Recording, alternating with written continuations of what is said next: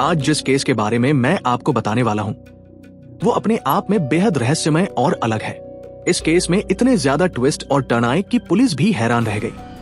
दिन था 2 अक्टूबर 2012। पुणे। एक 19 साल की लड़की बर्थडे पार्टी में जाती है और अगली सुबह उसकी लाश बरामद होती है।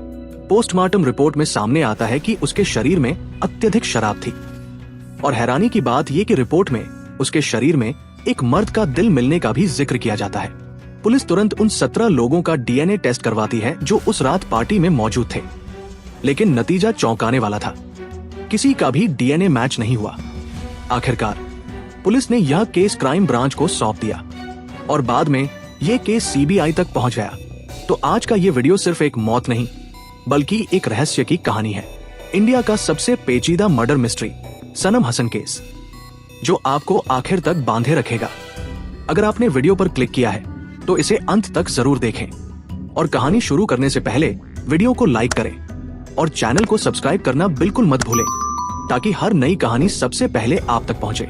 इस रहस्यमयी कहानी की शुरुआत होती है महाराष्ट्र के पुणे में रहने वाली सनम हसन नाम की एक लड़की से। सनम की उम्र सिर्फ 19 साल थी। वो पुणे में रहकर फैशन डिजाइनिंग का कोर्स कर रही थी और सेकंड ईयर की स्टूडेंट थी। उसका परिवार, माता पिता और एक बड़ा भाई मुंबई में रहता था। पैसों की कोई कमी नहीं थी, लेकिन इसके बावजूद भी सनम अपने पैरों पर खड़े होना चाहती थी। इसी वजह से वो मुंबई छोड़कर पुणे आई थी। पढ़ाई के साथ साथ वह पार्ट टाइम जॉब भी करती थी। मुंबई के फीनिक्स कॉम्प्लेक्स में मौजूद मशहूर आल्डो शोरूम में वो काम करती थी, जहां से वो अपनी कमाई भी करती थी। सनम एक फुटबॉल प्लेयर भी थी, यानी पढ़ाई, जॉब और स्पोर्ट्स हर क्षेत्र में वह बेहतरीन परफॉर्म कर रही थी। उसके माता पिता भी उससे बेहद खुश थे और अक्सर उससे मिलने पुणे आया करते थे। पुणे में रहते हुए उसके काफी दोस्त बन चुके थे, कॉलेज में भी और आल्डो शोरूम में भी। कुल मिलाकर सनम की जिंदगी बिल्कुल सही रास्ते पर चल रही थी। सब कुछ बहुत अच्छा था। 2 अक्टूबर 2012 ये दिन सनम हसन का बर्थडे था। इसी वजह से उसके माता पिता मुंबई से पुणे आते हैं और उसके साथ पूरा दिन बिताते हैं। वे साथ में घूमते हैं, शॉपिंग करते हैं और होटल में खाना खाते हैं। इसी दौरान सनम अपने पेरेंट्स को बताती है कि रात को उसके साथ काम करने वाले एक लड़के ने उसके लिए बर्थडे पार्टी अरेंज की है। दरअसल आल्डो के शोरूम में उसके साथ एक लड़का काम करता था, मोहनीश विजय, और उसी ने सनम के लिए इस खास रात की बर्थडे पार्टी ऑर्गेनाइज की थी। पूरा दिन सनम अपने माता पिता के साथ एंजॉय करती है, बर्थडे सेलिब्रेट करती है और रात होते ही अपने दोस्तों से मिलने चली जाती है। उसके पेरेंट्स और बड़ा भाई होटल में ही रुक जाते हैं। पार्टी होटल से लगभग 8 किलोमीटर दूर एक दोस्त के फ्लैट में रखी गई थी और वहीं मोहनीश ने पूरी अरेंजमेंट की थी। लेकिन इसी रात कहानी एक ऐसी करवट लेती है जो किसी के भी रोंगटे खड़े कर दे। रात बीत जाती है। अगली सुबह 3 अक्टूबर 2012 करीब सुबह 8 बजे मोहनीश विजय सनम के पिता को घबराए हुए फोन पर कहता है, साहब जल्दी हॉस्पिटल आइए, सनम की हालत बहुत खराब है। सनम के माता पिता और उसका भाई घबराकर हॉस्पिटल पहुंचते हैं, लेकिन वहां उन्हें एक ऐसा झटका लगता है जिसे कोई भी चाहकर भी भूल नहीं सकता। सनम हसन अब इस दुनिया में नहीं रही। पेरेंट्स पूरी तरह सदमे में चले जाते हैं। कल तक उनकी बेटी जिंदा थी, हंस रही थी, बर्थडे मना रही थी और आज उसकी मौत की खबर सामने खड़ी थी। थोड़ी ही देर में पुलिस भी पहुंच जाती है। बॉडी की प्राइमरी जांच होती है और फिर उसे पोस्टमार्टम के लिए भेज दिया जाता है। जब पोस्टमार्टम रिपोर्ट आती है तो उसमें सामने आता है कि सनम के शरीर में अत्यधिक मात्रा में अल्कोहल था। मतलब या तो उसने खुद बहुत शराब पी थी या फिर किसी ने जबरदस्ती पिलाई थी। रिपोर्ट के अनुसार ज्यादा शराब और इससे हुए हार्ट अटैक की वजह से उसकी मौत हुई थी। लेकिन कहानी यही खत्म नहीं होती। रिपोर्ट में एक और बड़ा खुलासा होता है। सनम की बॉडी से सीमन सैंपल भी मिले थे, यानी उसकी मौत से पहले उसके साथ संबंध बनाए गए थे। लेकिन ये साफ नहीं हो पाया कि ये सब सहमति से हुआ या फिर जबरदस्ती की गई थी। पोस्टमार्टम रिपोर्ट में एक चौंकाने वाली बात और सामने आई। डॉक्टर्स को सनम हसन के शरीर में जो दिल मिला वो किसी महिला का नहीं बल्कि किसी पुरुष का था। अब सवाल ये उठता है, एक लड़की के शरीर के अंदर किसी पुरुष का दिल कैसे हो सकता है? पोस्टमार्टम के दौरान शरीर के सभी अंग निकालकर उनकी बारीकी से जांच की जाती है। जब डॉक्टरों ने हार्ट की जांच की तो उसमें मौजूद प्रोटीन और टिश्यू पैटर्न से साफ पता चला कि ये मेल हार्ट है। लेकिन सनम की बॉडी पर ऐसा कोई निशान नहीं था, कोई सर्जिकल कट तक नहीं, जिससे साबित हो कि कभी उसकी हार्ट सर्जरी हुई हो। यानी यह बात मेडिकल रूप से लगभग असंभव लग रही थी। यही वो मोड़ था जिसने इस केस को और भी पेचीदा, अजीब और रहस्यमय बना दिया। अब पुलिस के सामने कई बड़े सवाल थे। सनम को शराब किसने पिलाई, उसके साथ संबंध किसने बनाए, और उसके शरीर में मिला ये हार्ट आखिर किसका था। जांच की शुरुआत इन्हीं सवालों से होती है। सबसे पहले पुलिस उन 17 लोगों को थाने लेकर आती है जो उस रात पार्टी में मौजूद थे। इनमें उसके कॉलेज के दोस्त भी थे और एल्डो शोरूम के कई कलीग्स भी। पुलिस सभी से एक एक करके पूछताछ करती है। हर व्यक्ति का डीएनए सैंपल लिया जाता है।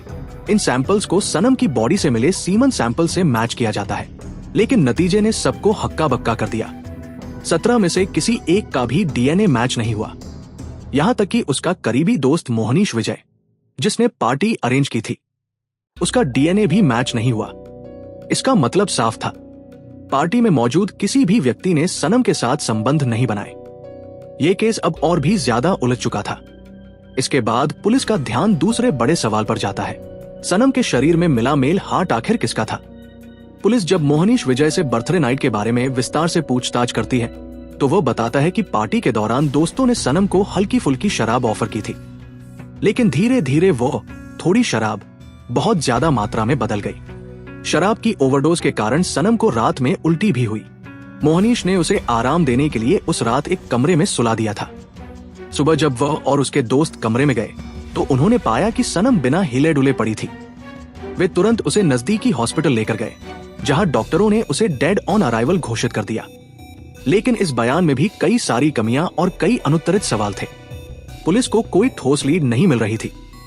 जांच बार बार रुक रही थी और हर दिशा बंद गली की तरह लग रही थी। इसी बीच समय बीतता गया और मामला पहुंच जाता है साल 2014 में।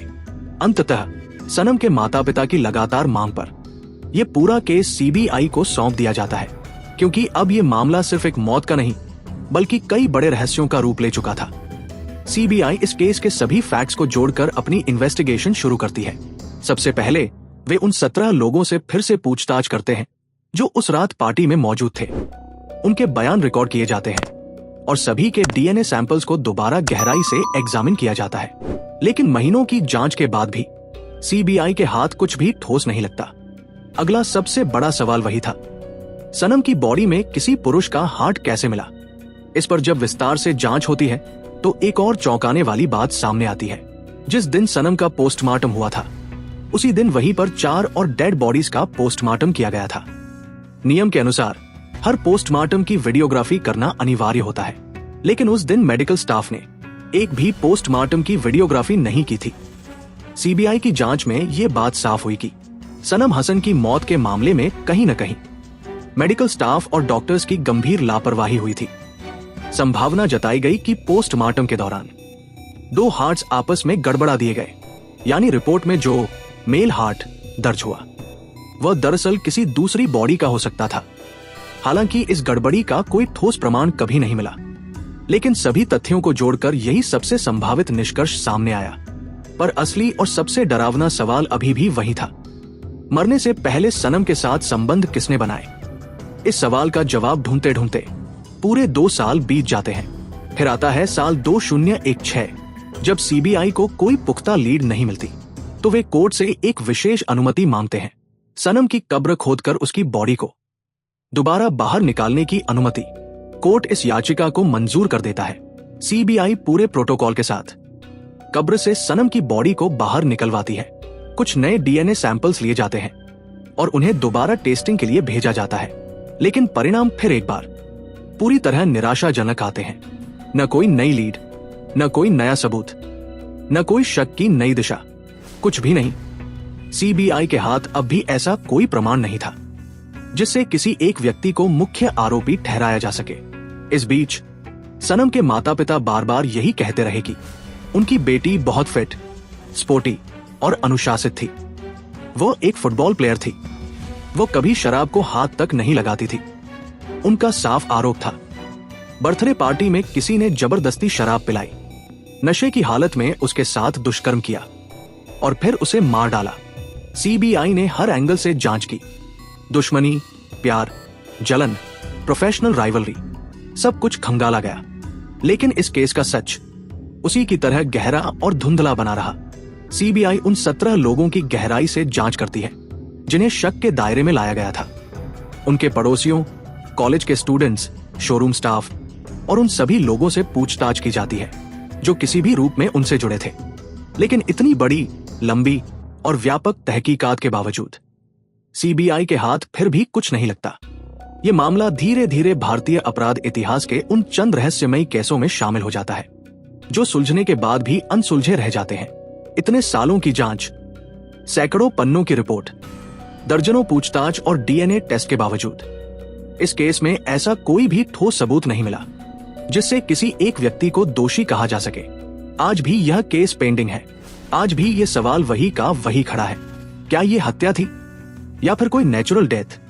सीबीआई की रिपोर्ट किसी निष्कर्ष तक नहीं पहुंच सकी, लेकिन इस केस की कहानी हमें एक बहुत बड़ा सबक जरूर देती है। अगर आपके घर में बच्चे हैं, चाहे बेटी हो या बेटा, जो घर से दूर पढ़ाई कर रहे हैं, तो ये बेहद जरूरी है कि आप उनकी हर एक्टिविटी पर नजर रखें। ये समझे कि वे किस माहौल में रहते हैं, किसके साथ उठते बैठते हैं, कहां जाते हैं और क्या करते हैं। और सबसे ज्यादा जरूरी बात, अपने बच्चों के साथ ऐसा रिश्ता बनाएं कि वे किसी भी बात को बिना डर के, बिना दबाव के आपसे शेयर कर सके। अब आपने ये पूरी कहानी सुनी। अब सवाल ये है, आपका इस केस पर क्या नजरिया है? कमेंट में जरूर बताइए। हमारी कोशिश हमेशा यही रहती है कि हम आपको ऐसी कहानियां सुनाएं जो न सिर्फ सच्ची हों बल्कि कुछ सिखाए भी। अगर आप भी ऐसी सच्ची, गहरी और अनसुलझी कहानियां सुनते रहना चाहते हैं तो चैनल को सब्सक्राइब करें और बेल आइकन जरूर दबाएं, क्योंकि अगली कहानी शायद आपके सोचने का नजरिया बदल दे। Stay sharp, stay safe